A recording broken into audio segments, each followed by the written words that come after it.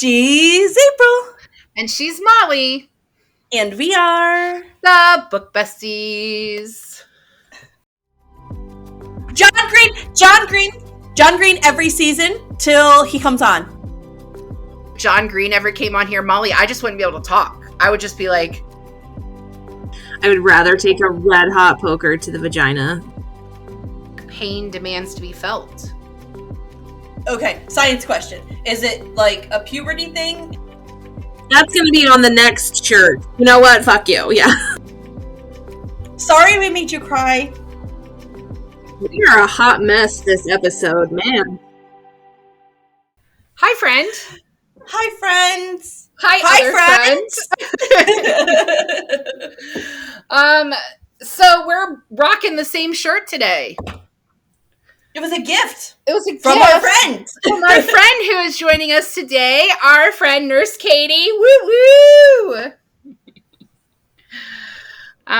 So Nurse Katie sent us these for Galentine's Day. We revealed the socks that I sent you guys a few weeks ago that said "fuck off" on the bottom, which was classic. True. Speaking of gifts, socks. I got my Christmas present from Amy and Jenna finally. Bookie socks. Oh, those are adorable. I joined the Sock of the Month club that the Project for Awesome, which is appropriate. By the brothers. Since we're talking about John Green today, that's appropriate. So I joined the Sock of the Month club, and so I get socks every month, and they're pretty fucking cool. So, they're socky socks? They're socky socks. I'm wasted tired today. Well, let's dive into it then. I'm wasted tired. I was camping this weekend, and I don't do the outdoors. Somehow I'm in charge of a Cub Scout pack, and like, why? Because you don't say no. That's how we got here too. Hey, I do have boundaries when I need to have them. But when it comes to my kids, I don't say no a lot to my kids. I don't either. I ended up picking up a saddle this week for a friend. What ended up being a saddle, like a saddle, like saddle. What? Yep. What the fuck did you pick up a saddle? Because it lives in San Antonio, and she asked me to pick it up for her. Because I can't say no. Wait. And when I got there to pick up the saddle, it wasn't just a saddle; it was the saddle and the wood stand that goes on the saddle. And I drive a Jetta wagon. Wait a minute. The saddle lives in San Diego, or your friend lives in San Diego? No. My friend lives in San Antonio. I can't fucking talk today. Awesome. It's going to be a great episode, gang. So my friend lives in San Antonio, and she saw that it was for sale here locally. She's like, hey. And I was like, what up? And I said, she asked me, and I said, sure. And I make it out there, and it's the saddle and the stand. My car, I had the car. But San Antonio isn't that far away. Why didn't she just come get it herself? Because she has kids in school, and she couldn't come down that exact day. So how are you getting this big ass saddle and wood piece to San Antonio? Oh, she's coming to get it. My hell was getting it from Santa Fe to League City in my Jetta, which I did. That makes my eye twitch, Molly. with a car seat and 2 booster seats in there. It was really cramped. Okay, well that sounds terrible. So it was terrible, but I did it because I'm a good egg. You know, we mentioned our shirts, but we didn't actually say what they said. And again, we're a podcast, so people probably, unless you watch us on YouTube, you have no idea what our shirts say. So I should tell you, they say hashtag not sponsored. Hashtag not sponsored. Hashtag not sponsored. Because we are not fucking sponsored. We are not sponsored yet. You're not, Molly. Hashtag not sponsored. Right. Yet. Currently. As of 3/27/2022. The power of yet. All right, fuck it. Can we just talk about this book? Because Katie's here. Please. And she has all the feelings after reading this book, I'm sure. And not all positive ones. And the book we're talking about is, of course, The Fault in Our Stars by John Green. So last week, guys, we're sorry that our episode didn't come together. We had a recording issue, and we're sorry about that. We hope you enjoyed the revisit of Twilight and Vampire Sperm. And yeah. But this week we are talking about The Fault in Our Stars by John Green. John Green is my favorite author. This is the second book we're covering by him on the pod. This was actually the first book of his that I read, and then was like, okay, I love the way this guy writes. And so I just read everything by him. And now I'm kind of obsessed with him and all things Flog Brothers and Project for Awesome. And Don't Forget to Be Awesome. So like literally they have a charity that's called, that is called The Fight to End World Suck. Like, it's just fucking awesome. Okay. Anyway, can I am the hate to your John. Yeah, that feels fucking accurate. Can I read the synopsis that I wrote? Love it. Listen, why the fuck do I always write such lengthy synopses? Because you're a detail-oriented librarian whose job is to make sure people understand what they're reading before they read it. Yeah, that's accurate. That checks out. All right, John Green's The Fault in Our Stars follows Hazel Grace Lancaster, a 16-year-old girl with terminal cancer, as she falls in love for the first time with Augustus Gus Waters. Hazel and Augustus meet at a support group for kids with cancer. Hazel was diagnosed with terminal thyroid cancer when she was 13. The cancer has spread to her lungs by the time we meet her in this book. She is obsessed with the book An Imperial Affliction by Peter Van Houten because it's the only book she has ever read written by someone who understands dying that hasn't actually died. Hazel is attending support group because her mom and doctors believe she is depressed and it will help her. Augustus is a cancer survivor. He was diagnosed with osteosarcoma. Did I say that right? Osteosarcoma? Yep. Okay. Yep. But after a partial leg amputation and chemo, he was labeled cancer-free. He is attending support group to support his friend Isaac, who has a rare eye cancer that has progressed to the point of him needing to have his only remaining eye removed. All of that is to set up this to a story that is the most tragic love story I've ever read. The facts. I'm going to say it wrong. Harmatia. I looked up how to say that word 25 times and then forgot how to say it. The harmatia of Hazel and Augustus is that they are both destined for oblivion in a world where terminal cancer makes you a grenade to those around you. So in the movie, they say hamartia, but everywhere else, but everywhere else I looked it up how to spell it or how to say it. It was hamatia. The way I heard it on the movie was hamersha. Yeah, that was my interpretation of it. So I don't know. It means The Fault in Your Stars. So there you go. That's what it means. Translation. Boom. In other words, like they're star-crossed lovers, like Romeo and Juliet, but like, of course, which is not accurate because nobody's trying to stop them from being together. Well, Romeo and Juliet, in my opinion, is one of the worst love stories there is. Like everyone talks about, I want a romance like Romeo and Juliet. No, you don't. No, you absolutely fucking don't. They kill because everybody dies at the end. Mm-hmm. It's a Shakespearean tragedy. That is literally the definition of it. Everybody dies. Shakespearean comedy, the definition is everybody gets married. That's how they define them, by the way. Because marriage is a joke. I get it. It means because it's happy ending. Whatever. But yes. All right. So marriage is a joke. I'm 15 years deep. All right. Well, my husband's the editor of our podcast, so I'm just going to leave that hanging there. So she loves you, Tom. I do. I really do. We brought on Nurse Katie again because this is another book about kids with cancer, and we have promised her that she can, in the future, pick a book for us to do that doesn't have to be about cancer. Yes, please pick a picture. A non-cancer book, Katie. Yeah. You're welcome. And we'll do that in season 3, Katie. We'll have you come on with your favorite book and we'll read it and talk about it. How about The Notebook? That's not about cancer. No. Mm-mm. I would rather take a red hot poker to the vagina than talk about The Notebook. Yeah. That's a hard no for this gal. For the love of God, Tom, please clip that and put that in our reel. Nope. That was amazing. It's no for me. Yeah. It's a no for me, dog. All right. So we've got Nurse Katie again, and I've got questions for her about nursey type thing. That's a dumb way of saying that. I have medical questions for Katie, who is a nurse practitioner. If you're new to our pod, Katie is a nurse practitioner with what do you work, Katie?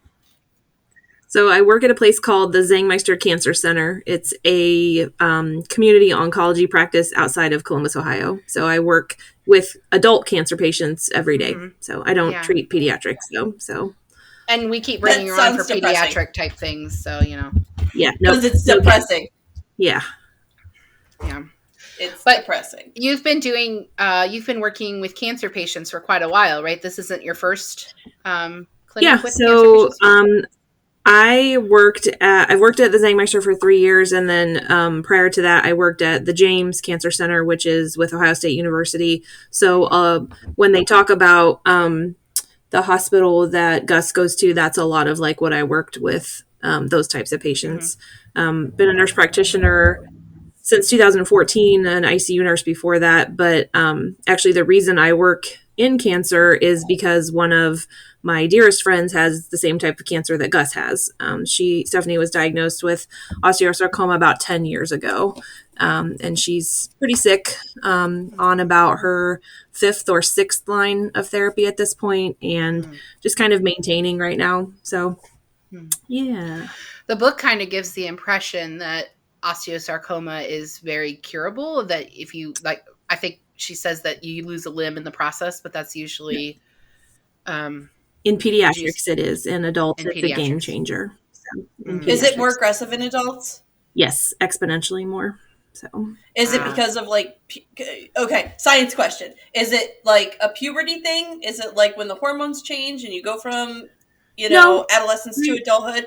Or is it just I honestly don't know why it's more. I think it's probably just based on a Mets thing, but a lot of the times too, there's a delay in diagnosis because adults are busy and they don't want to admit that they don't feel good or things like that, or there's a million other things that they're worked up before of. Where actually April, somebody that we went to high school with, her son was treated for a precursor to osteosarcoma, and he had a little bit of surgery and he's fine. I think he's playing basketball again and everything. So it's, it's a very different from pediatrics to adults. So, well, when my kids complain about an ache or pain, I'm immediately taking them to the doctor. It's like, okay, we're going to go find out what's wrong. When I complain about an ache or pain, it could be months before I'm like, okay, I probably should see a doctor at this point. 100%. That could be why it's diagnosed quicker with kids. Well, from my perspective as the broken person of the group, I live in constant pain. So what would be, for people like myself, what would be the difference from a new random pain to the pain I'm already in? Right. It's just, I overlook it sometimes and probably shouldn't. Right. Yeah. And cancer symptoms can be so vague sometimes. And I want it clear so people aren't coming at me in the comments. I am not comparing rheumatoid arthritis to cancer. Absolutely fucking not. It is completely different. I'm just saying I am sick in a different way. Right. Well, I guess if it's okay with you guys, there's always someone. I guess it's okay with you guys. I'm going to jump into the questions. Is that okay? Yes. Oh, is that what we're doing today? Questions? You know what? Fuck you. That's going to be on the next shirt. You know what? Fuck you. Yeah. You know what? Fuck you. Listen. I've said it to her too, so. I want to apologize in advance for the people who are listening because you know Katie and you're like, who are these girls? But this is how Molly and I talk to each other. So we love each other. Everybody who knows me knows the mouth of this too. Okay. Everybody knows we're like a sailor. So. April and I have been friends for 10 plus years. We're practically sisters at this point. Yeah. So we talk to each other the way we would talk to our siblings because we love each other that fucking much. Now, get on to the fucking questions already. Okay! Good gracious. All right. This is not the first John Green book we have covered on the pod. Katie, have you read any of his books before? I read Turtles. Turtles All the Way Down was the only other one I had read by him. I did. I really that liked is that actually my favorite book by him because I have an anxiety disorder and that one's about OCD, which is a type of anxiety. And so Anyway. So one of the complaints that Molly and I had in looking for Alaska when we read that was that Alaska was more of like a caricature of a woman as opposed, like she was what a man's ideal woman was as a teenager, as opposed to like actually being a woman. Do you feel like he did a better job writing Hazel? I guess this is more a Molly question because Katie hasn't read this, but how do you feel he did with Hazel? Do you feel like she's more like a real person, or she's still that ideal? I feel like John Green wrote Hazel as a child and Alaska as a woman. And he created them as two different people. And that's why he didn't sexualize her the way he did Alaska because one, she was a child, and two, she was sick. If she was a healthy kid and this was about a healthy kid falling in love with a sick boy, I think we would see more sexualization of Hazel Grace. That's a good point. I think also because Looking for Alaska, that book is like deeply autobiographical for him. Right. It's based on the school where he went. It's based on a lot of his friend group. I think that he was writing as if he were Miles, and Alaska was the ideal woman for him. Yeah. Whereas I think with Hazel, I don't know if did either of you have a chance to look at some of the videos that I posted in our. I forgot. Okay, well that's okay. I didn't, but it brings up a question. Like, has he ever said, "Is Hazel Grace based on somebody he knows?" Or like, yes, and that's so there was an inspiration, right? Yes, her name is okay. I put in our notes, and now I need to find it because I forgot. The cover of the book is it's in the. It's based on. Oh my gosh, Esther Earl. Yes, that's it. Because it says in the very beginning, Esther Earl. Yes. So Esther Earl, and there, I think one of the links I put was a video of hers. So she was vlogging about her cancer journey. She had thyroid cancer with mets in her lungs, just like Hazel. And he met her through a con for DFTB, Don't Forget to Be Awesome. She's a fan, and they became friends, and she did die, and each year the Vlog Brothers still celebrate Esther Earl Day. She had a day that she took over their platform and raised a whole bunch of money for her foundation, and her parents have written a book called This Star Won't Go Out, because I guess Esther means star. And so I didn't know that. Yes. Awesome. So I think that probably that's some of the, the Fault in Our Stars that came from that as well. I do know, besides her being the inspiration, and one of the things he says in the author's note is that he wants the drug that is in the book that helps Hazel. He wants that to be real because he didn't want his friend to die. But another part of this book half of this book takes place in Amsterdam. And that had to do with the fact that he actually received an author in residence fellowship. So he and his family moved to Amsterdam for a year. And he wrote The Fault in Our Stars while he was there.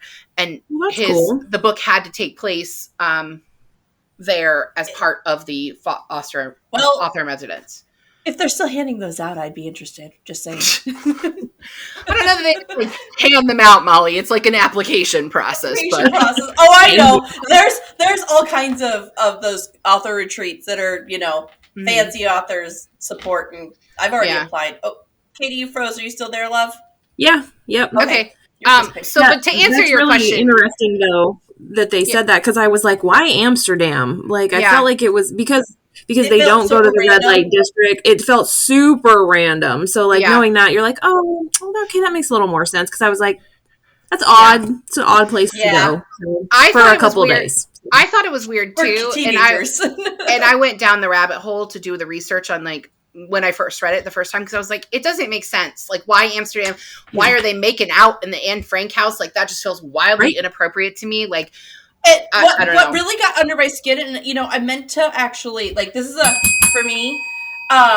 You shut your bell up. You are not allowed to ring a bell this episode. This is John Green. You're telling me the Anne Frank house is not handicap accessible? It isn't. It legit isn't. That's gotta break laws. It has to. First of all, it's a historical site, so they don't have to follow the same laws. Well, that's stupid. So you can unring that bell. No, I still think We should be accessible. If it is a staple in history, it's important in history, we should make it handicap accessible then. Yeah, but then they would literally, Molly, they would literally have to tear the building. I know. Okay. I'm just saying I don't like it. Circling back to Katie's original, I don't like it. Circling back to Katie's original question, which was this based on a real person? I honestly think that this is why he took more care with Hazel than he did with Alaska, because this person is someone that he loved. You know, this was a friend. This was someone he loved. This wasn't a character out of thin air. Right. I felt like that's what I think it was. Had more tenderness towards its characters than Turtles. Like, I like Turtles, but this one like more care. Is exactly this, right. His characters. This his third book? No. Let's see. Looking for Alaska. An Abundance of Catherines. Paper Towns. And then they go in that order? I can't remember if Paper Towns or Abundance of Catherines, which one was second. I want to say, I don't know.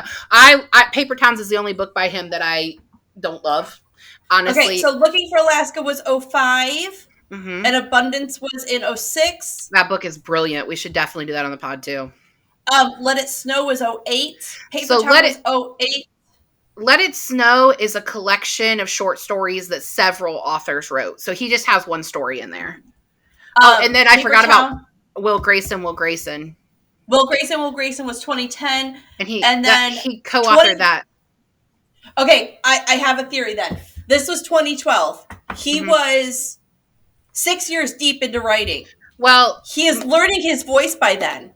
I'm going to link this below, and it's one of the videos I put in our notes. He talks about how his first 3 books have one theme, and his last 3 books have another theme. And this is the first of those 3. Of the later others. So the first 3 are more like growing up and being finding your place in society. And the last 3 are more like, they're more grown up. They're dealing with more world issues than just like, hey, let's go find the smoking hole. Like, it's more world Well, issues. Your writing changes and matures as you go. I also want to say I think he was either just shy of 40 or 40 when he published The Fault in Our Stars. So he was also more mature. Too. Right. I mean, he wrote Looking for Alaska, like right out of college. He wrote it about high school. Yeah. I love that book, but it reads like a young man wrote it. Whereas The Fault in Our Stars, I don't put a gender to the author of this. Like, I know it was John Green, so it was a man. He's definitely grown. You can see the growth from Alaska to this. You need to read Paper Towns is not my favorite. Like, I feel like he threw away the ending of that one, but you need to read An Abundance of Catherines, because the difference between Looking for Alaska and that one is astronomical just in those 2 books. Really? Really, really different. Add it to season 3. Well, maybe. Are we going to do a John Green every season? I would be fine with that. Look, I wanted Chezzy to tell us. John Green every season till he comes on.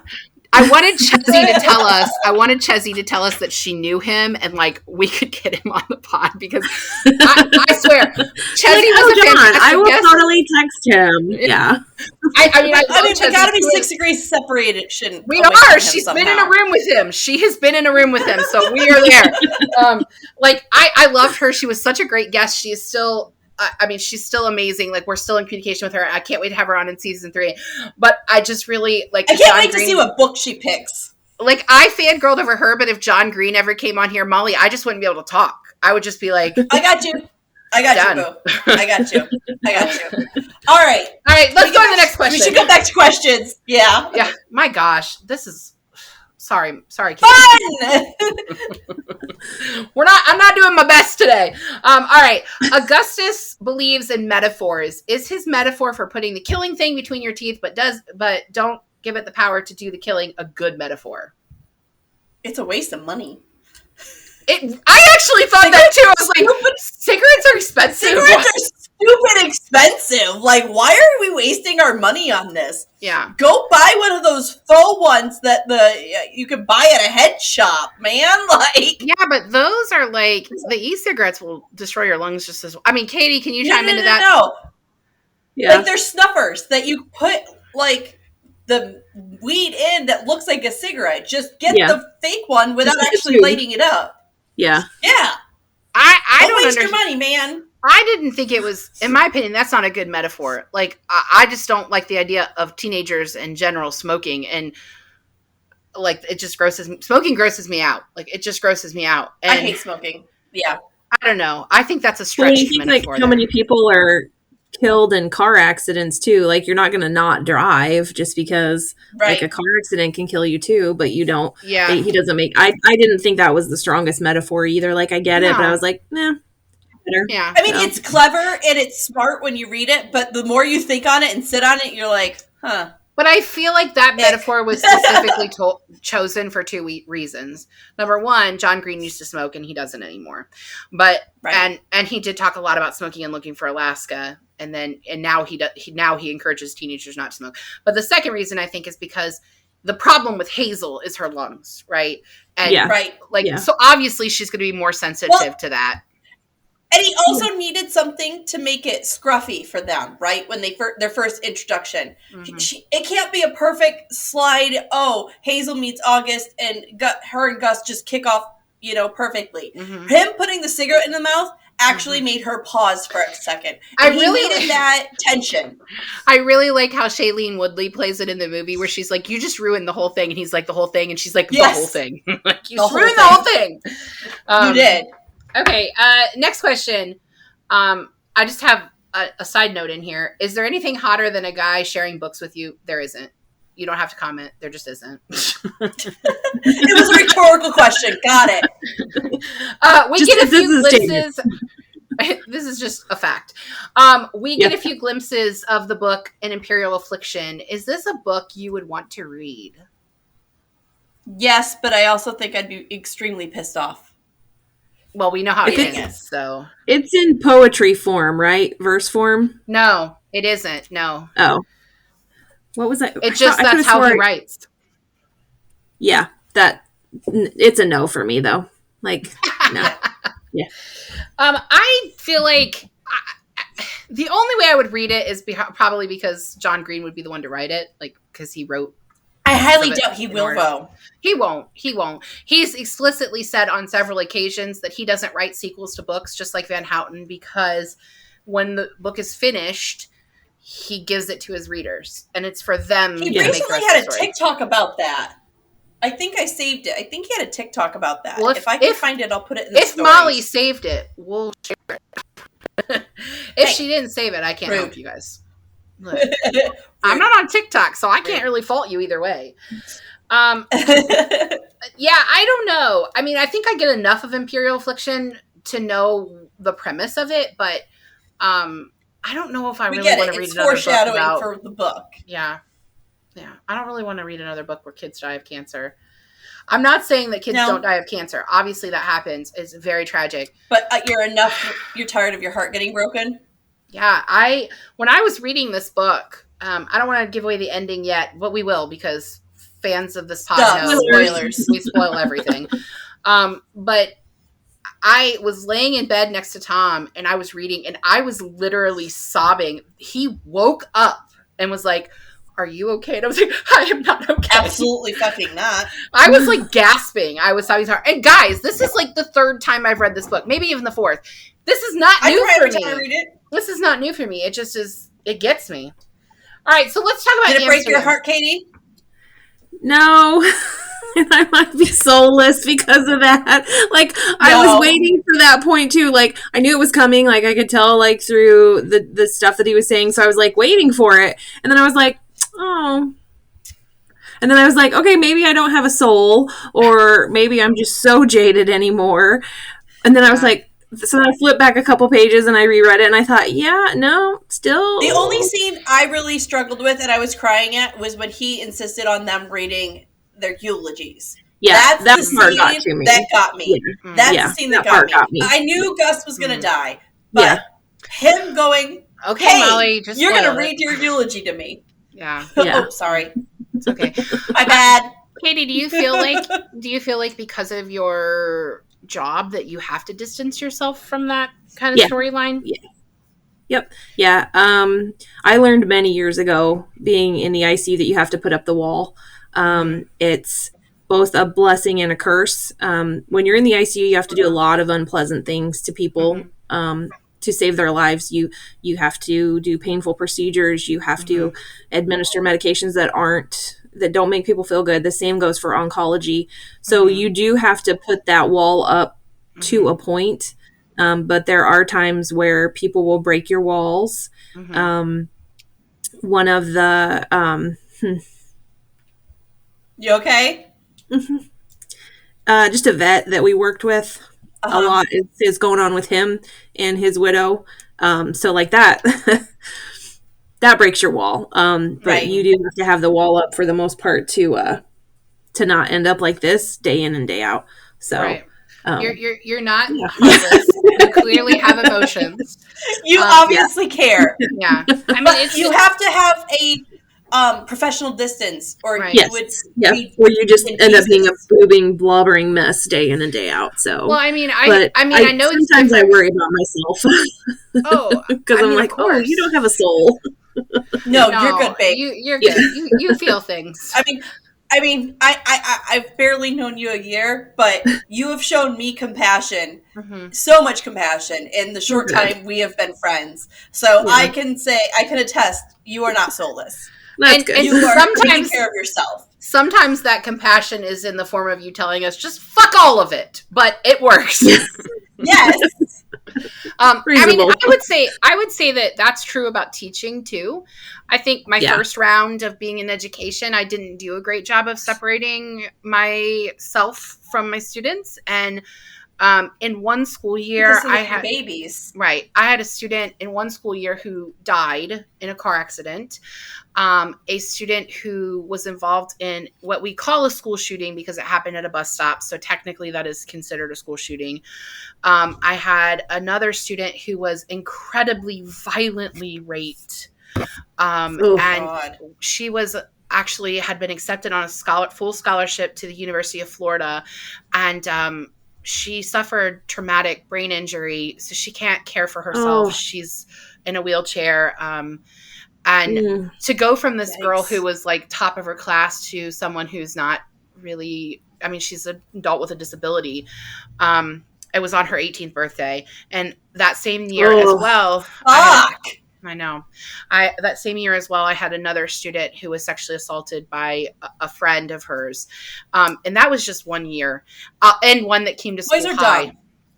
And it was that was the year that I broke and was like, I need out of education. Now I'm back as a school librarian, and I was a public librarian for so long, and now I'm a school librarian again. And I've done a much better job this time around where I am distant. And sometimes I do feel like I'm sort of heartless. Like I hear the stories of the kids and I'm like, not my kid. And that doesn't seem fair. But like, if I let them be my children, I couldn't be the mother that I am. Right. I couldn't be a mother to my actual children.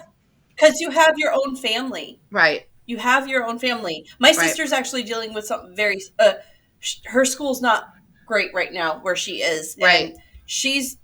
And some kids are having a really hard time, and Jessie's having a hard time. It's like her second year teaching. Yeah. And she's having a hard time separating. And she's actually thinking about moving schools and trying something different. And it's just honestly ridiculous how hard it is for you guys right now. I can't imagine being a new teacher right now because this year has just been terrible because kids have forgotten how to do school. And so, Well, they've forgotten how to kid. Yeah. It's just, So anyway, so I understand how you feel, Katie. That's the fault in our stars. Yeah. Right. How is it that you gotta have no soul sometimes? Yeah. How is it that this episode Molly is the one trying to keep us on task? How is that real? Am I like what happened? I'm fidgeting. That's why. I'm fidgeting and not distracting you guys. That's why. All right. So in Amsterdam, while Augustus, Gus, and Hazel are in Amsterdam, there's a lot that goes down. So here's a few things. We can talk about them kind of as a rapid fire. There's the champagne drinking on page 153. And what I liked about this was they talk about the stars. This is all we've bottled all the stars for you, and I think it's really cute. But this is what happens. A cute scene. This is what happens when they're drinking the champagne. I'm in love with you, he said quietly. Augustus, I said. I am, he said. He was staring at me, and I could see in the corners of his eyes crinkling. I'm in love with you, and I'm not in the business of denying myself the simple pleasures of saying true things. I'm in love with you, and I know that love is just a shout into the void, and the oblivion is inevitable, and that we're all doomed, and that there will come a day when all our labor has been returned to dust, and I know the sun will swallow the only earth we'll ever have, and I'm in love with you. So that's the moment. It's adorable. That was a total like. And he did that so well. Yeah, he did that speech, and the actor that played Augustus in the movie did that so well. Yeah. And he's got that like cute little grin, and it was perfect. It was perfect. Yeah, it was very swoon worthy. Yeah, extremely. Yeah. I mean, both makes it swoon worthy. You're like, oh, Augustus. Yeah. And in the movie, they kind of make it be that's the point when she falls in love with him. But actually, in the book, when they're on the airplane to Amsterdam, she says she thinks to herself, as he read, I fell in love the way you fall asleep slowly and then all at once.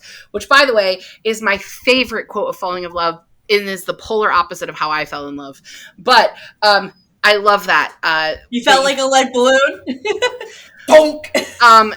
Basically, I loved Tom before I even met him. It was really annoying. He was just supposed to be a free dinner, and I'm sure he's laughing hearing this because I tell him that all the time when he annoys me. I was like, "Look, you were supposed to be one fucking date. Why are we here?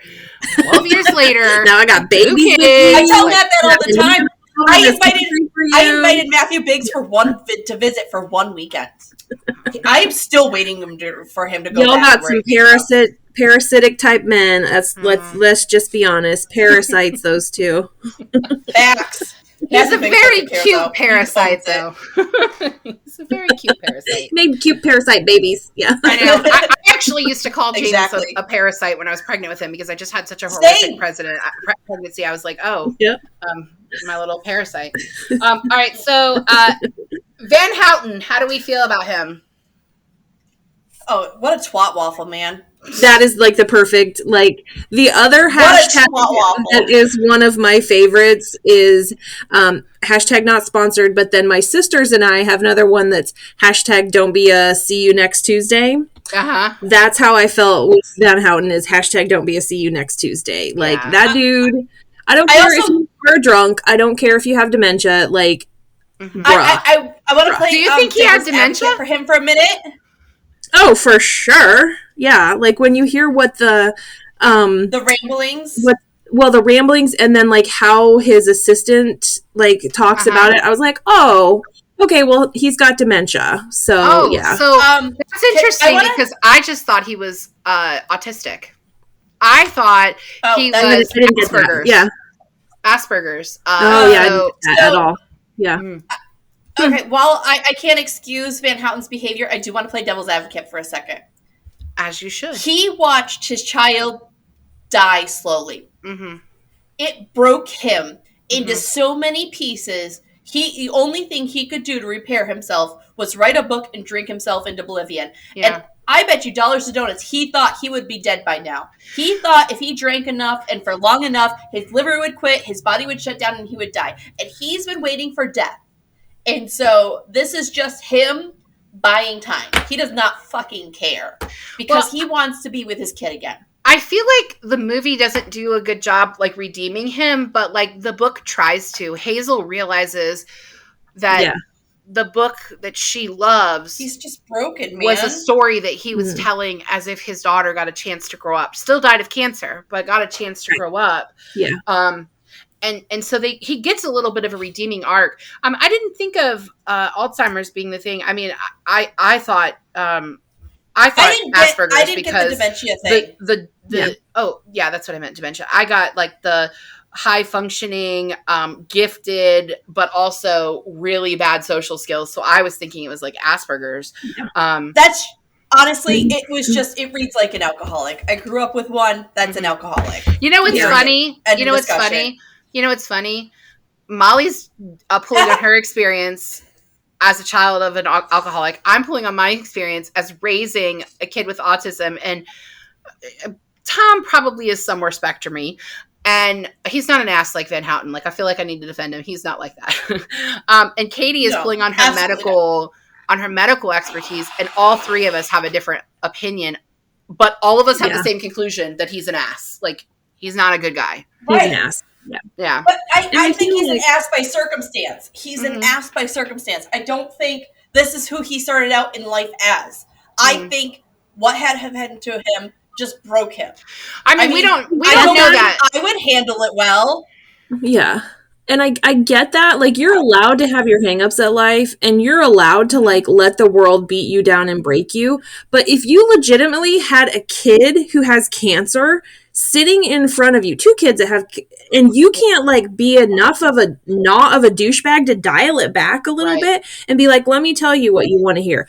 Like, what kind of prick in the world, like, who hurt you so bad that you can't at least adjust a little bit and not be such a douchebag? Like, I feel like I would become a drunk, angry recluse too if the only child I loved would die this way.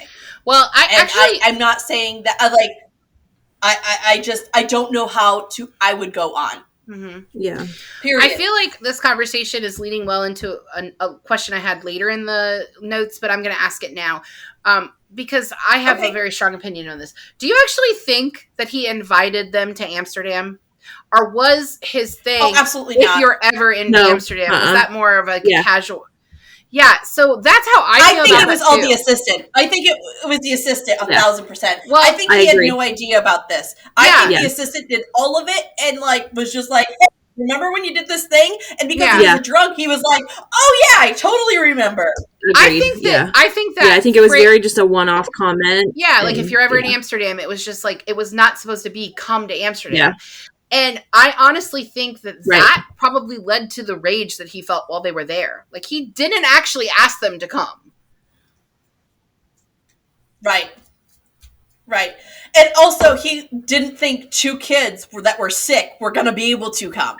I mean, who thought a girl that had lungs come across the ocean? But I actually kind of blame all the grown-ups that were involved in this, because, like, why didn't you just say, that's just a nice comment people say? Like, no, you get the genies on it and they, like, make-a-wish them across the ocean? No. Right. No. Yeah. Like, okay, where was the grown-up doing the logistics that goes, hey, I'm going to follow up with the assistant and just make sure this is a real invitation? Legit. Yeah, and we're just going to trust two 16-year-olds to have their shit squared away. I guess I don't know enough about Make-A-Wish, but I thought that, like, I just assumed that somebody from Make-A-Wish, like, attended these big trips. Is that not? Okay, so my sister actually, my niece got hers recently because of her little thing. I struggle to still talk about it, obviously. But my niece is fine now. She's health. Yeah, I'll talk about that. I'll tell you guys later. We'll talk about that later. But Elizabeth did get hers, and it was kind of, there was a lot of logistics involved. Jesse started talking to the Make-A-Wish people a year and a half ago, and then they just kind of finalized it. There's, like, a lot of I and T crossing, and, like, there's a lot of paperwork before they're just like, here you go, here's the thing. And they try to consolidate. Like, if you want a trip, they try to consolidate trips and put Wish kids, like, Wish kids together. Yeah.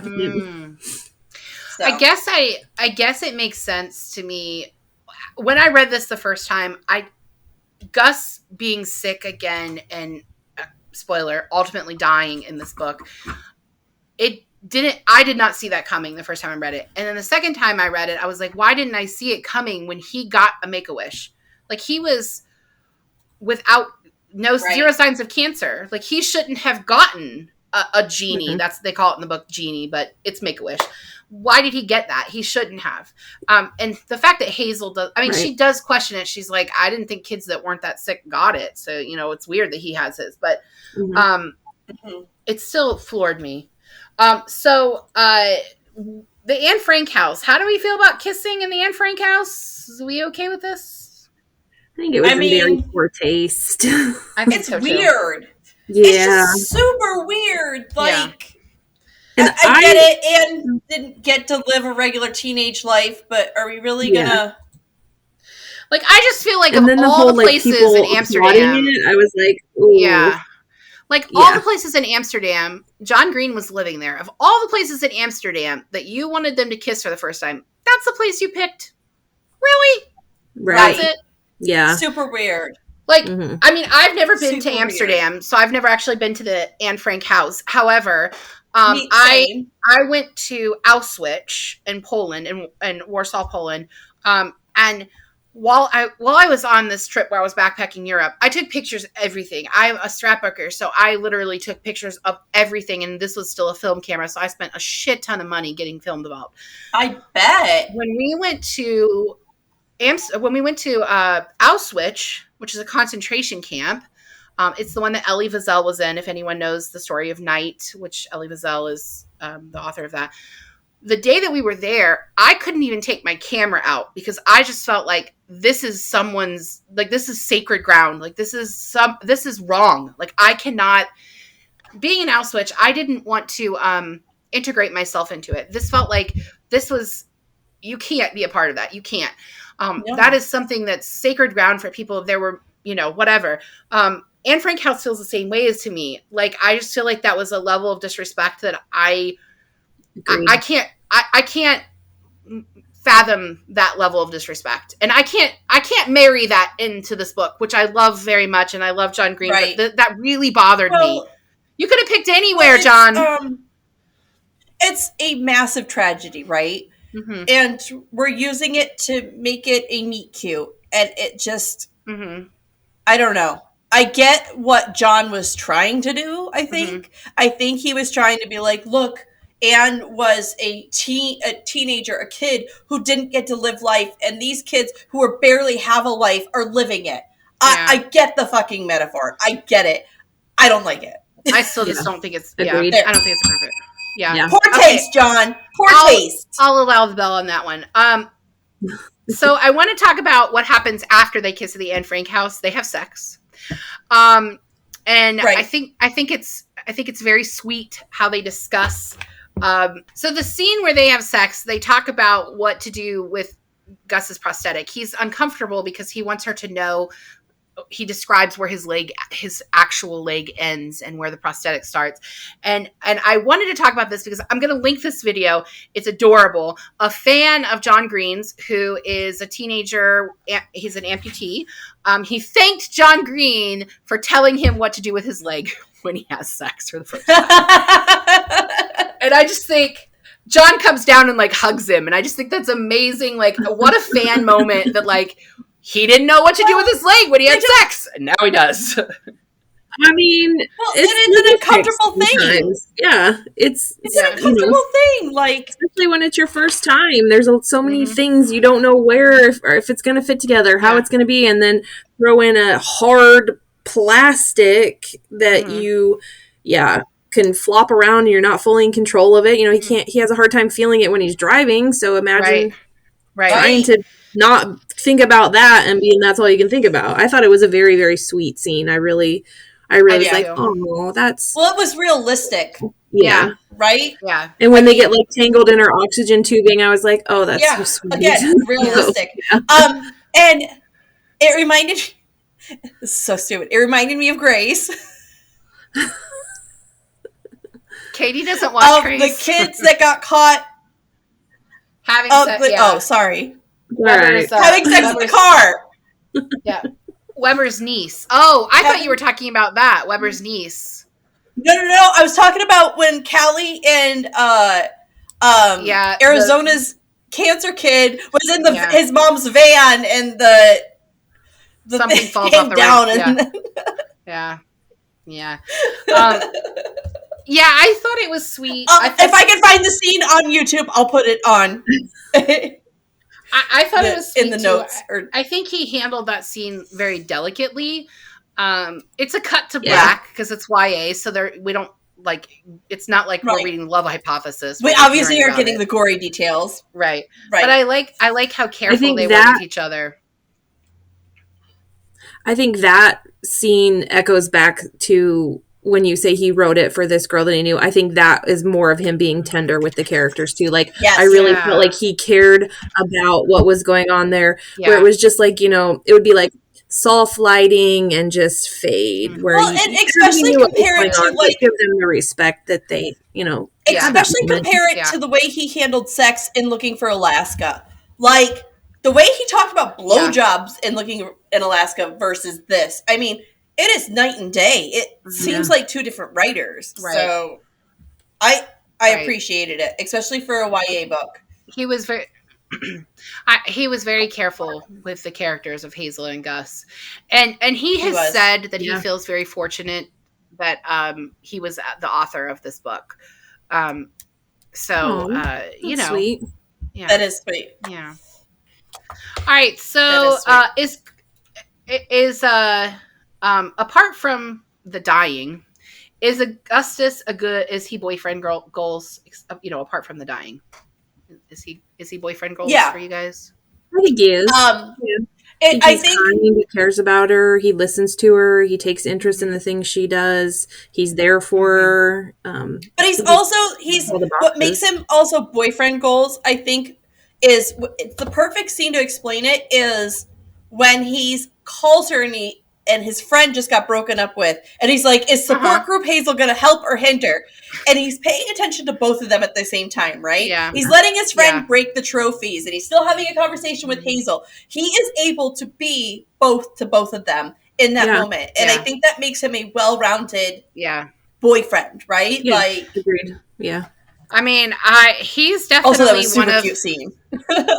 Yes, and in the movie, I think they handled that scene so well. It's one of my favorite scenes in that movie. It is so great, and you know, and all I could think of that scene when I was watching that was actually My Life Here, is because it's chaotic here, right? Yeah. 5 animals, 2 kids, everybody's yelling. Something's always going on, and Matt and I are having serious, right, and like.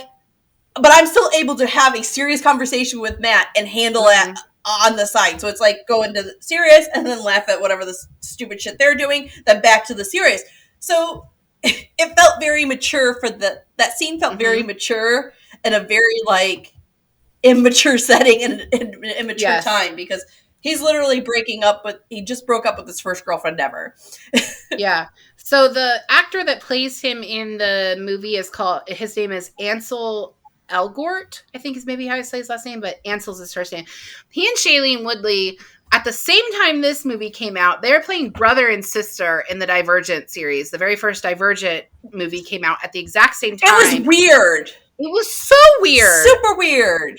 I mean, like, super weird. Because I saw The Fault in Our Stars first, and I was just so in love with their love story. They have a chemistry, but they have such a chemistry in Divergent too that makes it awkward that they're siblings. Yeah, those two have an on-screen chemistry that they should be filming more movies together. They have rom-com all over them.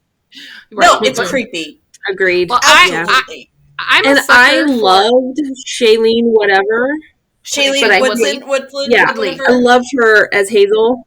Mm-hmm. Hated her as Triss. Like, just want to get that very clear. Like, she's not Triss. I was like, she doesn't have this. Yeah, she has zero grit to her. I think she was very Hazel Grace. Like, Hazel Grace. I think she was trying to pivot her career to try to mirror like Jennifer Lawrence, and do these big budget, be more serious, YA. The Fault in Our Stars is her speed. Like, everything that I've seen her in, I really like her. And everything I've seen her in, except for Divergent, she was in the show.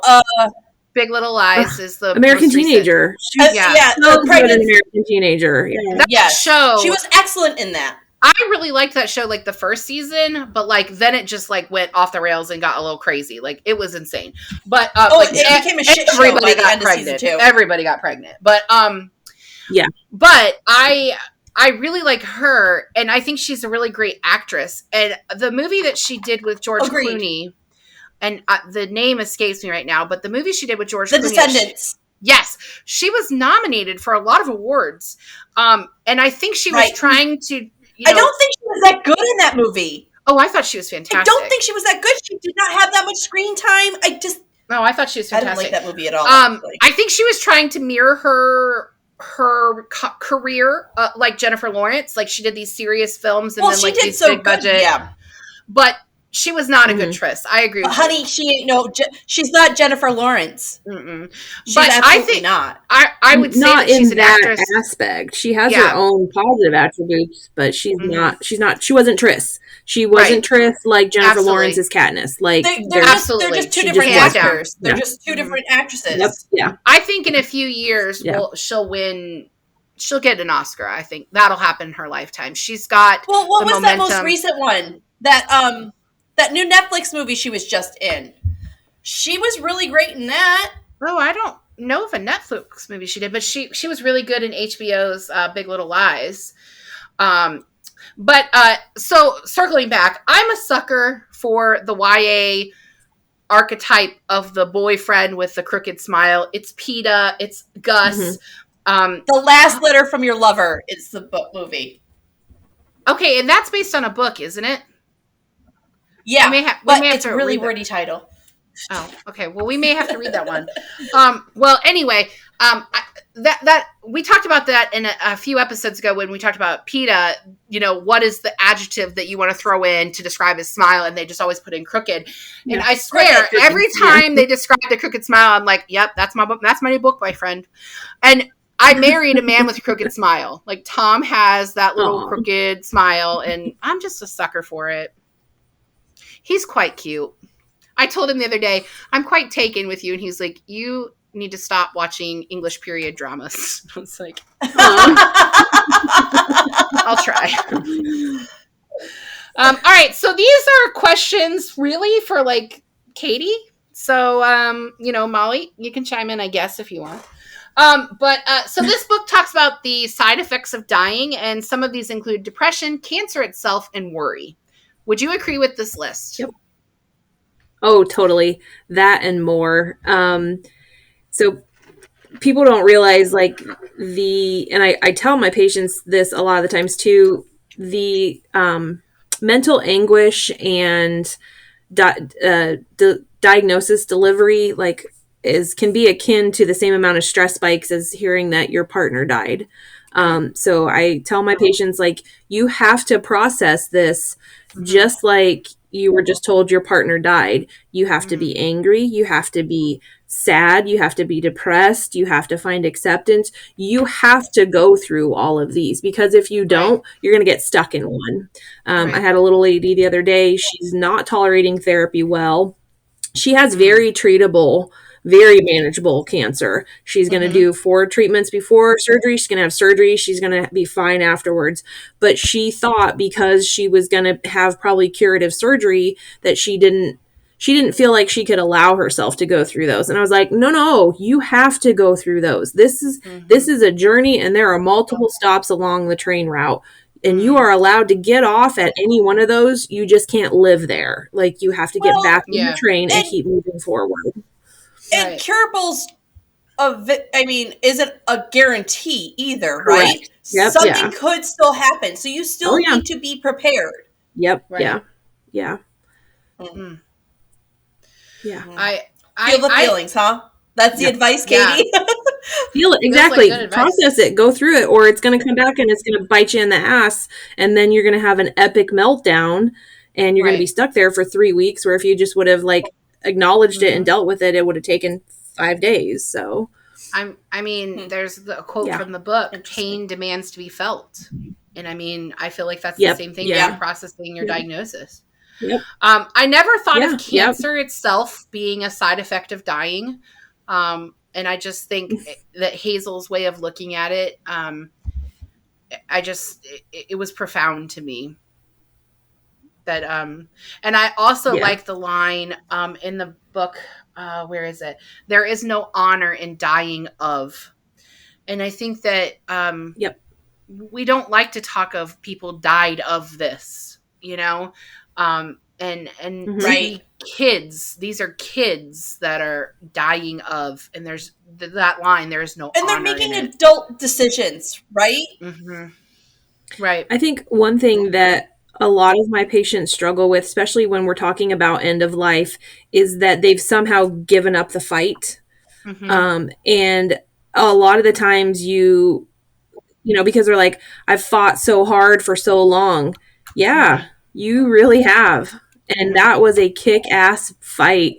But sometimes you win all these fights and you still lose the war.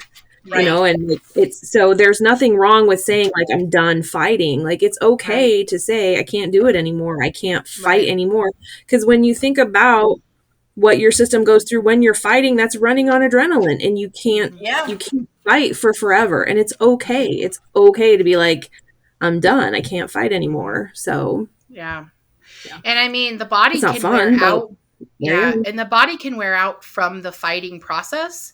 And so that what you actually die from is not the cancer. You die from all of the things that have happened side effects during the treatments. Yeah. Yep. Yeah. All right. John, I have a more technical question. Sure. Okay. You so can interrupt my questions. Just go ahead. Real quick. I'm sorry. I'm not me. I'm sorry. Just do it. It's fine. Her feelings aren't hurt at all. It's fine. It just came to thought. When Hazel gets put into the hospital and they're talking about this fluid building up in her lungs, I kind of want to get graphic on it because they're talking about how it's like cancer fluid. Is this literally like fluid just filled with cancer cells? Is it water? What's going on? So curious minds want to know. Yeah. So your white blood cells go to attack, right? So it's like a cascade and there's a bunch of them there and they start attacking it and they build up all these byproducts of it. So it's called a pleural effusion. So it's effluent is the word. So when they tap it, you literally can put it under the microscope and see that it has cancer cells floating around. Now, a lot of the time it happens with cervical and ovarian cancer. Patients will have reactionary effusions because their system's like, what is going on? I don't know where to go. I'm going to find the path of least resistance. Let's go to the lungs. So when you tap their lungs just fill? Their lungs just fill up with fluid and you put a chest tube in and you drain it off. And sometimes it gets better. Sometimes it'll come back like that. We have several patients that they have drains that we leave in. And it's just like a little tap that once or twice a week, you're turning the tap, you're draining the fluid off, and you're closing the tap back off because their body's just going to keep reaccumulating that fluid. So if the fluid stays in the lungs for too long, does it spread? It doesn't spread, but it's basically like basically putting a sponge in your lung. Then the air exchange won't occur at the cellular level because there's fluid there. So interesting. So you basically are drowning. Yeah. It's very scary when patients start to work hard like that. It's very scary for patients like that. So. Oh, wow. So with the type of cancer that Hazel has and the severity of how much the fluid is building up, would she have likely had the tap put in? Would that have been? Yeah. And it says it, Gus talks about when he had his PET scan and it lit up, he snuck into the ICU and it said that she was intubated. So she had a breathing tube down her throat and the machine was doing the breathing for her and she had a drainage tube. So, cause her take of when she was in ICU is a blur, of course, cause she was sedated, but he says he saw her with that. So yeah, she would have had a chest tube. So no, but I mean, with that, I didn't realize you could keep it in. Like, yeah, I didn't either. Didn't have a long-term one. Yeah, she probably just had a temporary one. So, yeah. Wow. All right. Wow. So, John Green admits in the author's note that he disregarded the science at times to the story because he wanted to tell the story he wanted to tell. Does he get the science mostly right?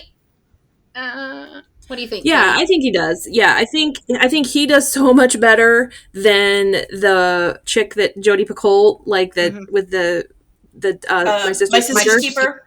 I feel like because there wasn't so much of in this book, this was very much a component, their cancer diagnoses, Hazel's, everything that's going on with her, everything that's going on with him. That was a component of the story, but it wasn't driving the story. Yeah. I feel like he was focused more on their relationship and everything, whereas it was more in the periphery versus more in the center. But I think he did a good job. I like that he recognized that like the targeted therapy could cause the side effects, because it can. Like, there is a targeted therapy that we use right now for breast cancer that can cause heart failure. So I was like, okay, I see you. Good job. You know, like, he did do a little bit of a research there. I thought he did a good job. He just didn't ignore science completely. That's good. Yeah. I mean, it felt very authentic. I think he talks about in the author's note that he did research. I can't remember who he spoke with, but somebody helped him, Dr. Friend. So you mentioned that Gus's PET scan lit up like a Christmas tree. Does the Mets glow like on the lights? Does it show how does it show up? So a PET scan, positive electron something, I can't remember what it says, emissions. I'll put the description. I'll put the answer in the notes. It's a CT scan. So it's usually a skull to mid thigh. So from the top of the head all the way down into the bone, because once you get kind of the lower bones, it's not as important to see. So when you see the cut it off, it's fine. Exactly. When you see the imaging, it literally, you'll have higher levels of brightness based on metastatic disease. So when patients do light up, it's usually not good. That means you've got extensive metastatic disease. If it's brighter in one area, that means you have more of a concentration. So if you light up higher in the lungs versus the spleen versus the bone, things like that. And then you can have just like, sometimes patients will still light up, but it's not metastatic disease. So sometimes they'll have like something going on in their lymph nodes that it'll light up, but not as bright.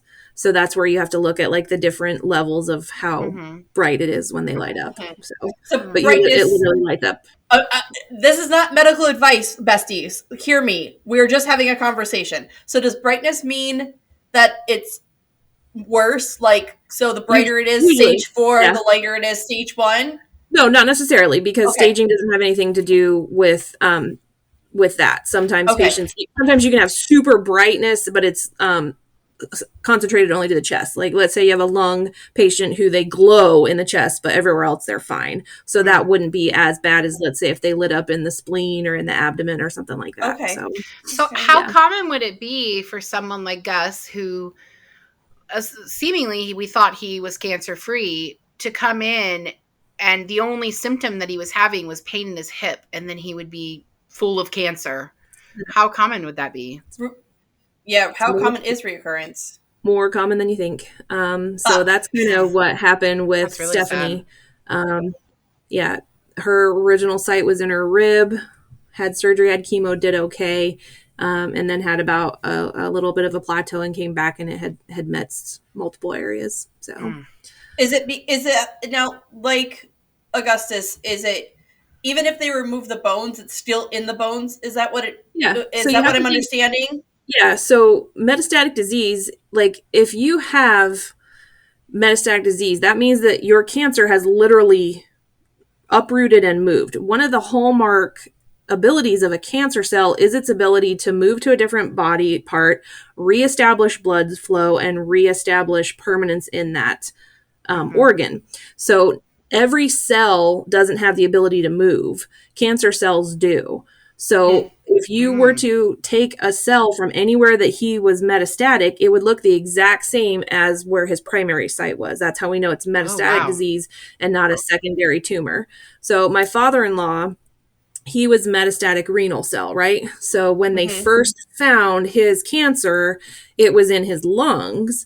So they thought, oh, it's lung cancer. He's a smoker. Probably there. When they biopsied it, no, this was a renal cell. This was a shape of a renal cell. We could tell it was a renal cell. So then when they scanned him, they said, oh, yeah, your kidneys are lighting up. So this is renal cell that had moved to the lung. Then he developed a secondary lesion that they rebiopsied that, and that was lung cancer. So he had 2 primaries. So cancer is tricky. Yeah, that's why it's smart. It's a very, very smart. People don't really know smart. What's the line? What's the line she says? The cancer cell. I'm sorry. I my brain is just. I know, like crazy to me. I know. So the cancer cell in your kidney, literally, if it metastasizes, it literally moves the kidney cell with the cancer in it and goes to your lungs. Like it is now a kidney cell living in your lung. Yeah, you have one cell that's like, I'm going to be an asshole. And then it starts building its own blood supply and replicating and making all of its other asshole cells. And then one of those asshole cells is like, I'm going to go be an asshole in the lung. So it's basically like just moving up there and being like, hey, now I'm an asshole in the lung and I'm going to get my own blood supply and do that up here too. So when I thought cancer had spread, I didn't realize the cancer spread like you.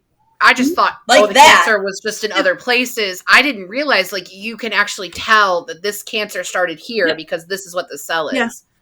Oh my gosh. Because that's how we know how to treat it. If it's metastatic, like let's say it's metastatic breast, if you look at breast, if it comes back as breast tissue in the lung, you're like, why is there breast tissue in the lung? Or why is there pancreatic cancer in the lung? Why is there lymphoma cells in the lung? Because the way they look under the microscope. So wow.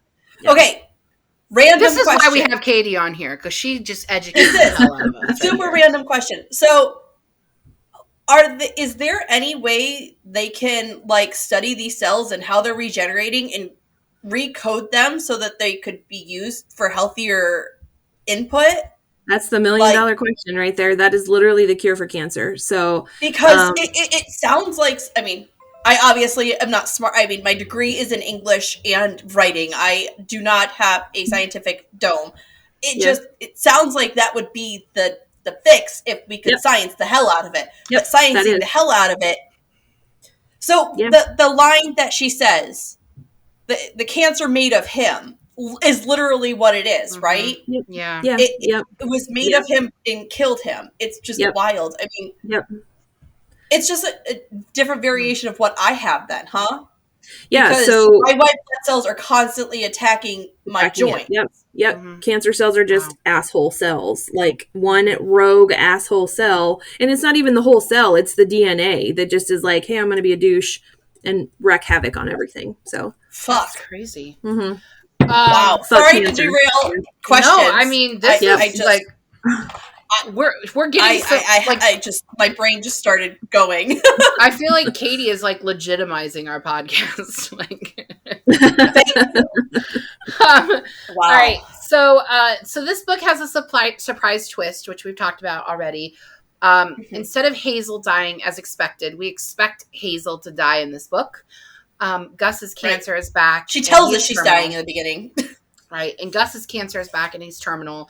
And during his death, Hazel is by his side. And here are some things I wanted to talk about. And a lot of this is questions that I have because we have our good friend Nurse Katie with us. But dying with dignity. So Gus tries to maintain his dignity, but with his failing health, he is unable to. Would you say this is accurate for terminal cancer patients? 110%. A lot of times patients, to their own detriment, will not accept help. You see so many women who are the leader of their family. African American women are some of the hardest to get to admit when they are struggling. African American women are the rulers of their family. So for them to be feeling like shit and being like, I can't do this anymore, that is a hard place to get to for African American women, more so than men, more so than younger patients. But you have a 50-year-old African American woman, she is not stopping for shit. She got stuff to do. She got kids to raise. She got a job to go. So it's very hard when you're getting there to have them accept help and be like, this is killing you. You have to do the things. Yeah. And I think too, cancer patients are not in control of their body and what happens to their body for a lot of their care. So dying with dignity, when you're starting to lose control of your bowel, of your bladder, that's like a kick in the nuts, basically. Like it has just to one be time cancer kicking your ass and making your life more miserable. So, yeah, I think it's not fun. I think the scene with Gus at the gas station where he just wants to do one thing for himself and instead he's I was just like, that got to me. Yeah, that one I was like, oh baby, oh buddy. And then when she's like, what is she even? She said something about the love of my life or whatever has a malfunction due to. I did have to close my book and put it down for a minute and take a moment because that's what she sees in him, not the G tube, not the puke everywhere. She sees the love of her life in distress, and that's I'm gonna cry. Okay, that scene. Yeah, that was a good scene. That scene is rough, right? Because it's not just that, like, he's feeling betrayal. She knows she's betraying him, but she still has to do what's best for him. What's best for him, yeah. Yeah, that was one where I was like, I'm gonna take a minute on this one. Yeah. That's a really hard scene, and I feel like from that point to the end of the book, you can just cry through the whole thing because it's just all downhill. Right, because he did decline very fast. Yeah, I mean, if you've watched, I was young, but I did see my grandfather pass away from cancer, and it was slow, and you just watched them wither away. That's the only way I could explain. That's my recollection of it as a child. He was a small man to begin with. He was 5'3", 5'4", and he just kept getting smaller and smaller and smaller, and it was like he was evaporating. It's the only way I can explain it. Yeah. Every patient has a tipping point. Every patient, every diagnosis, every disease, every patient has a tipping point. And you can see, especially in cancer patients, when they start to tip the wrong way. Like every patient has a tipping point. And you know, for ICU patients, you hope they tip towards the better. But cancer patients, when you see them tip, you are like, okay, here we go. So, and it can be hard. It can be real hard when you see them tip. Can I ask you, does intuition kind of kick in? Like you see a degeneration and you're like, or you see they look different and you're like, hey, let's run some labs. Let's see what's going on. Oh yeah. And you have to trust your spidey sense a lot. There are a lot of changes that will occur. And that's why I love my job, because I see patients so frequently, when you're seeing a treatment patient every 2 weeks, like you can tell from the door, like what's going on. And sometimes you're like, you know, let me press on your belly a little bit. Let me listen to your lungs. Let me run a couple more labs. Like you have that where you're like, yeah, I don't like the way this is look. And then sometimes you're like, oh shit, yeah, I was totally wrong. And you're like, thank God. But then other times you're like, yeah, I saw that one. I would rather be safe than sorry in those instances. I'd rather be wrong than sorry. Yeah, I'd totally rather be wrong than sorry. Yeah. Wow. Hazel notices that Gus's family talk to him like he's a baby, and when he's dying, she tries to demonstrate like proper behavior in this. Do you see this with your patients? Do people start talking so to much them? Yeah. How does that make you feel? I get angry, and I'm not above calling out. Like I will say, actually, let's let them answer. Actually, I want the patient to tell me what's going on. I'm not above being like, actually, I was talking to them. Like, I need to know what they're going through. Yes, you can tell me how many diarrhea stools they've had. You can tell me what meds they took. You can tell me all this, but I need to hear it from them. Yeah. And because they're the only one that can explain what it feels like to be in their body. Exactly. I've asked family members to step out of a room so that I can have a conversation with a patient, because and you have to like know though too, those family members are living their own personal hell too. Of course, so you have to respect that, and you have to know that. But at the same time, they're not my patient. My patient is my patient. So I have to advocate for my patient. And sometimes it means asking the family, you know what? I need you to step out for a few minutes. Yeah. So, I mean, I know this isn't the same. My cousin has muscular dystrophy, and I know that is nowhere near the same as cancer. But still. It still sucks. Hard. She's been in a wheelchair permanently, I would say probably for 10 years now. Prior to that, she was able to use her chair when she got tired, but she's had to be in it completely for about 10 years. And I do see people treat her differently. They will talk to her like she's a baby. There's nothing wrong with her mind. Yep. All of her mental faculties are there. Yep. She just happens to have a physical disability. And Yep. on a related note, but kind of related note, if you are somebody that is talking to somebody in a wheelchair, please do not touch their wheelchair. That is a part of their body. Like that is. Yep. Thank you. Consent. That is like touching someone on the arm that doesn't want to be touched. Like this is a part of them. Yep. So it's their space. Yep. Yeah. I used to have a rheumatologist that would talk to Matthew when he entered the room. That would drive me nuts. I mean, I'm obviously not dying and very capable of speaking for myself. And he would walk in and be like, how's she doing? And I'd be like, she's right here. Yeah. Yeah. And I get Matthew can see things I don't and can reiterate how, I will downplay my pain. I am guilty of that. Yeah. But to first walk into a room and acknowledge him and speak to him like I'm not in the room is disrespectful. I have one little old guy who told his wife flat out one day, the cancer's not in my damn brain. I can answer for myself. And it was like, good on him. You go, boo. Yeah. And she just kind of was like, huh. And I'm like, well, he's not wrong. So. All right. So yeah, go ahead. Sorry. So here's the scenes we are dreading talking about, but here we go. So Gus wants to attend his funeral. He has a last good day where Hazel and Isaac eulogize him. But I actually, this is my precursor question, Katie. Is the last good day a thing? Like, is that a thing where... Oh, yeah. Mm-hmm. Yeah. There's like the bounce back. Yeah. And then patient... it's kind of when they rally. A lot of patients will rally and they'll have a really great day and their pain will be low and their appetites will be up. And it's kind of a bitch because...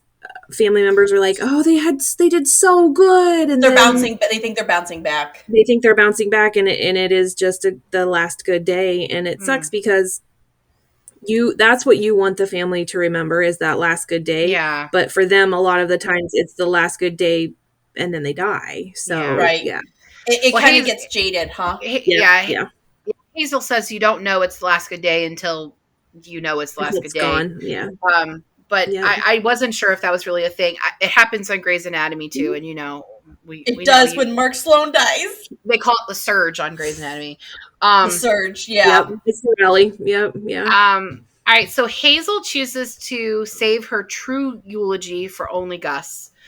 And the reason she does that is because she feels that funerals are for the living, not for the dead. So I was wondering how you all feel about that. Agreed. Yeah. Agreed.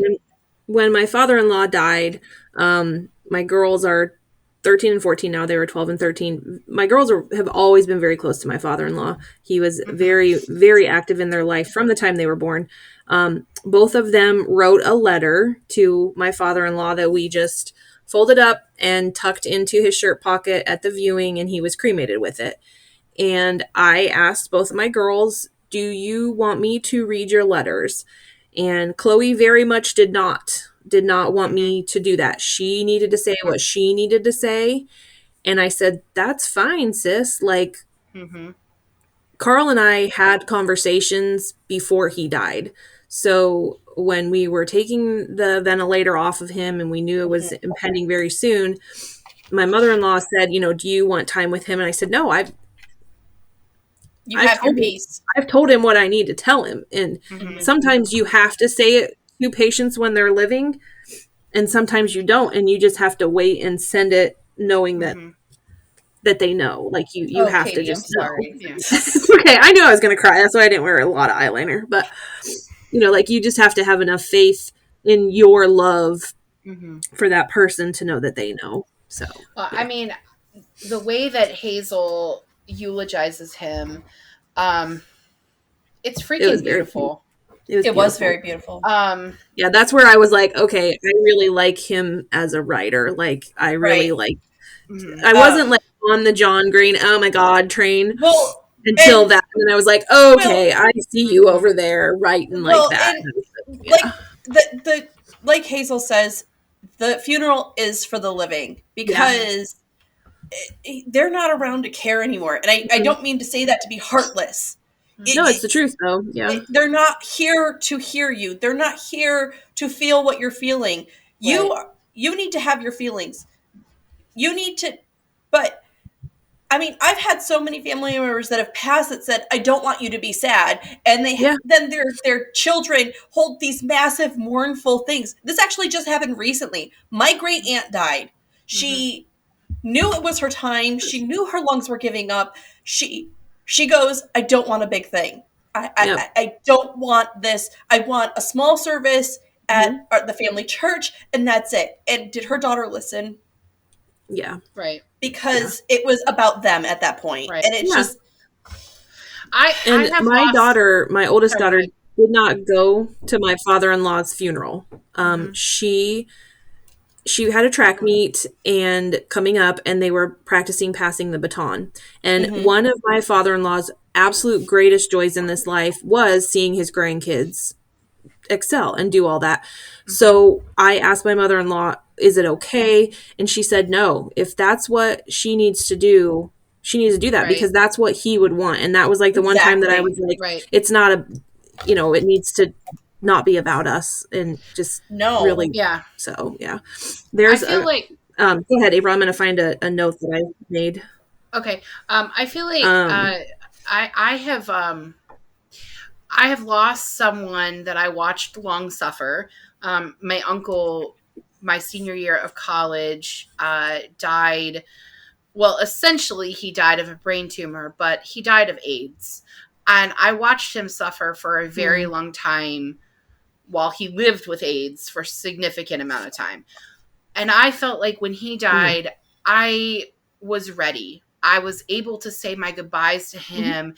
I was able to eulogize him in his life. I didn't call it that, but when we had his funeral, I felt peace. When my grandmother died incredibly suddenly, there was no peace. There was no peace in it, and there still isn't. And it's been many years. And at her funeral, me going. No, thank you. I'm sorry. At her funeral, I spoke, and I said the things I wanted to say to her at the funeral because I needed to do that. But I did not have the peace that I had getting to say it while my uncle was alive. You know what I mean? And I think the way that Hazel does it, what she says in her eulogy is she's talking about numbers. And I love that she talks about math because I think it's really sweet. And John Green actually has been criticized because the math is not correct in here, but who cares? Who cares? She says, Gus, my love, I cannot tell you how thankful I am for our little infinity. I wouldn't trade it for the world. You gave me a forever within the numbered days, and I'm grateful. And like, how better to describe any love story than that, right? That's the end of their love story. I mean, Hazel, I don't know that Hazel would really ever find anyone else again because it's likely that she would die within a few years anyway, right? So is she really going to fall in love again? I don't know. Yeah. But that moment, that's how you she feel. May not even want to, honestly. Well, she may not want to. That's the great love of her life. And, we're all married women. I can't imagine losing my partner, my husband, the love of my life. And I feel like I would feel the same as Hazel. Like, you gave me an infinity in a number of days, and it doesn't matter how many days those are.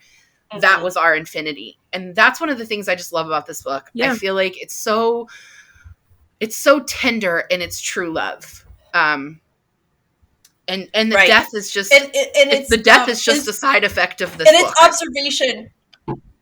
Right. It's an observation on how we love as well, I think. Yeah. I tagged that quote, April, because I thought it was super sweet. And then I didn't tag anything until she gets the letter from Van Houten. Oh, which I cried the whole way through. Gus sends to him. And he says, but Van Houten, the marks human leave are too often scars. You build a hideous minimal or start a coup and try to become a rock star and think they'll remember me now. But A, they don't remember you, or B, all you leave behind are more scars. Your coup becomes a dictatorship. Your minimal becomes a lesion.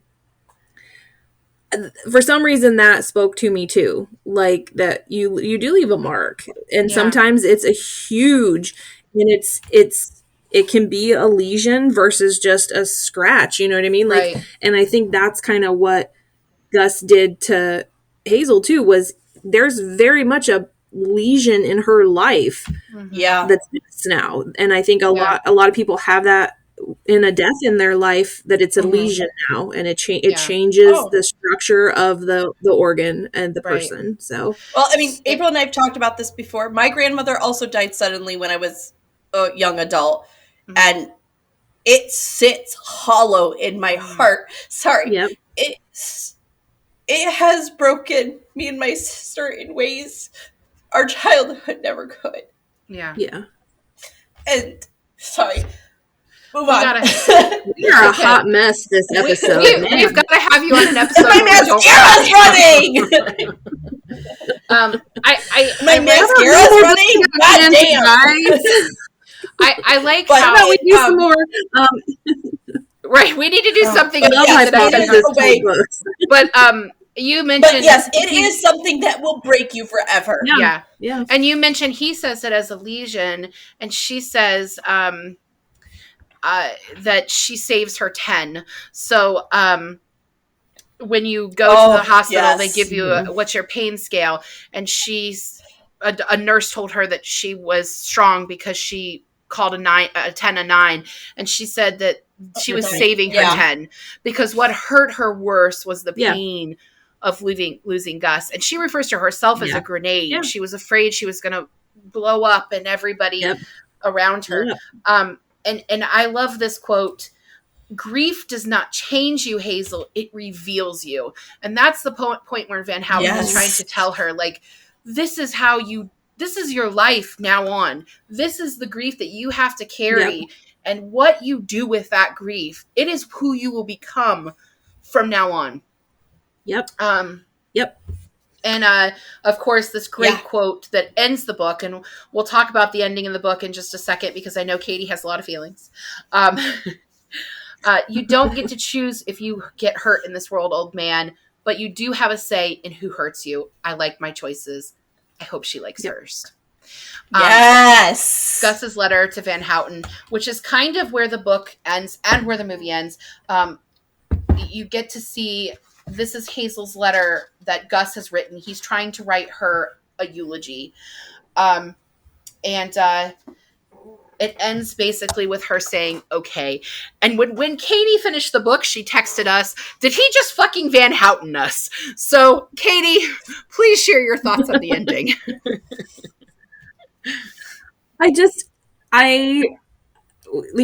In Van Houten's book, he talks about how, and Hazel really wants to know what happens to the Dutch man, what happens to the mom. Like, she's really focused on that.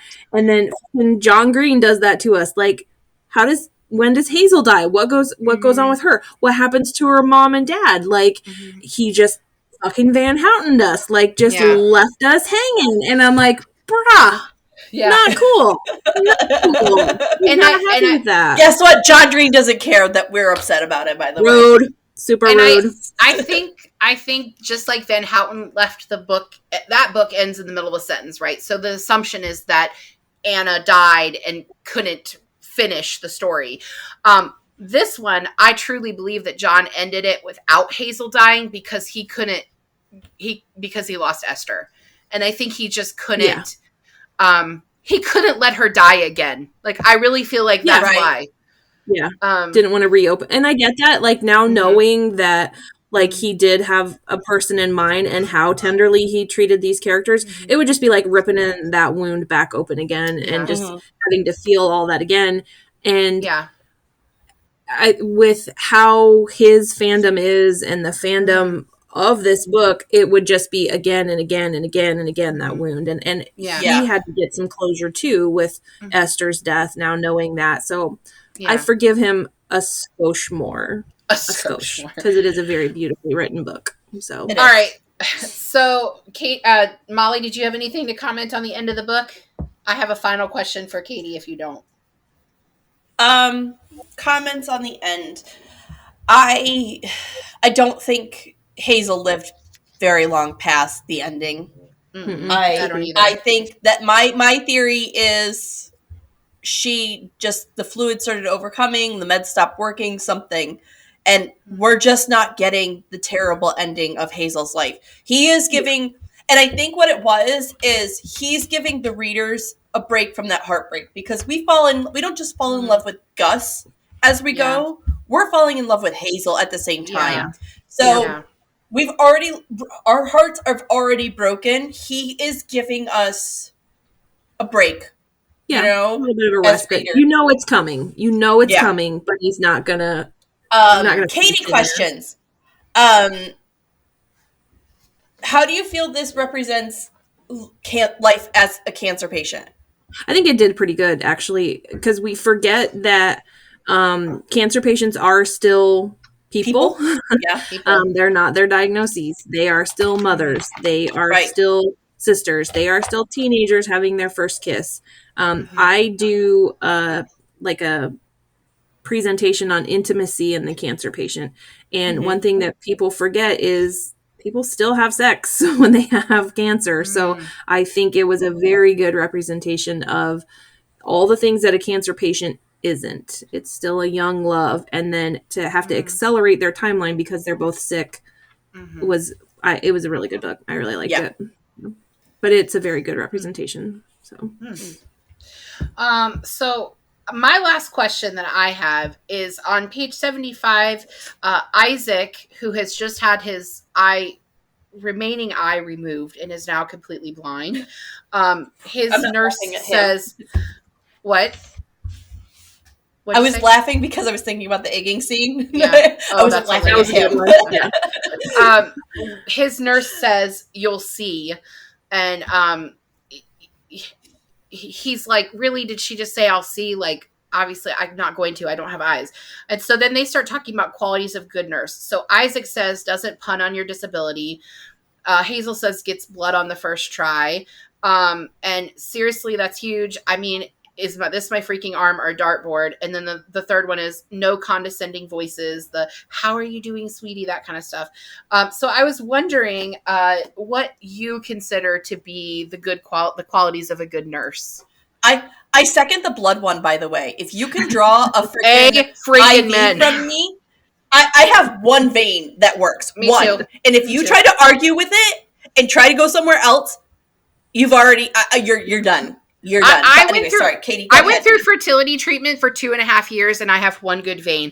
You have to be stuck so many times. I actually requested to have a certain nurse never draw from me again, because when she drew from me, she would talk and she would be jiggling the needle while she was talking to me, and I would have bruises like my entire length of my arm. I was like, she can't draw me anymore. I can't. Anyway, That second hospitalization with Livia when I was pregnant with Tater, Matt made a OB nurse cry because she was trying to get a vein on here and she kept stabbing me and the whole wrist was bruised. And he's like, get out! And you know Matthew Banks doesn't yell. So, he does not yell. He does not yell. So, I mean, it was disgusting. It was awful. Yeah. But anyway, sorry. Good nurse, Katie, go! Katie, what are the good qualities of a good nurse? Having a solid skill set for hands-on skill is a big one for me. You gotta be good at what you do. I totally agree with the no condescending voice. It chaps my ass when I hear people say, honey, sweetie, dear. That's how I talk. It's different when if that's how you talk. But if it's condescending, I'm going to nip that in the bud real quick. Like the first time I meet a patient, when I introduce myself, my name's Katie. You can call me Katie. You are Mrs. Watkins. What would you like me to call you? Okay. If you're okay with me calling you honey, then that's what I'll refer to you as. But I'm not going to be like, oh, it's okay, sweetie, big pin. You know what I mean? Like, and I think honesty is one of the best policies in medicine. If it's going to hurt, be like, it's not going to be a pinch. You're going to feel a poke. You're going to feel a needle poking through your skin. Don't say it's going to be a pinch. It's not a pinch. It's poke. If this is going to hurt like hell, I'm going to need you to take a deep breath because this is going to hurt. Right. Just be honest with them.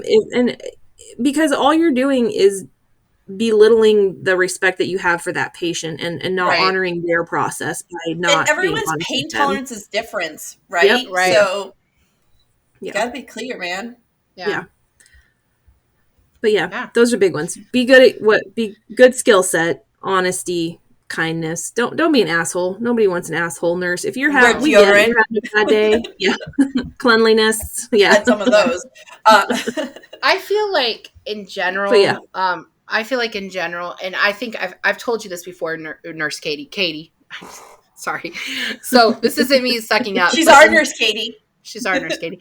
In general, my preference, I prefer female physicians anyway, but my preference is to see a nurse practitioner because I feel like having that nursing background where you are used to, you have so much better bedside manner than people who are just like the scientists, doctor types. What time right? hands-on? My high risk doctor when I lived in Texas and was pregnant with James, he was actually a nurse. I think he was a nurse in the Navy, maybe, and put himself through nurse practitioner school, and then went and got his medical MD? Degree. Yeah. Damn. And so he had done all the things. Yeah. I know, right? Seriously, that's what I was thinking about was the money. He had the most impeccable bedside manner and just made me feel good. And like the women he's working with are all women that have either experienced a pregnancy loss or they're having a really severe difficulties in their pregnancy or have gone through fertility treatments. When I was pregnant with James, he only delivered like incredibly high risk people. So usually people that had several multiples in there. So he actually delivered a set, a quad set. But he didn't deliver me, but he just was funny and just his bedside manner was just so much better. And I don't actually like seeing, if I'm in the OB field, I don't ever want to see a man. What are you doing down there? Like, you don't have these parts. You don't know these parts. You don't know how hard that feels when you just jam stuff up there. No, we're done with that. Oh, But he was one that I felt. You're done. You're done. We're all done with that. No, thank you. Anyway, Molly, did you have any more questions or should we talk about what we're going to be doing the rest of this month? Let's talk about it next week. Katie, I want to thank you for being on again. Thank you, Katie. You're welcome. Sorry we made you cry. It's okay. Sorry about that. Don't worry, you made me cry too. It's fine.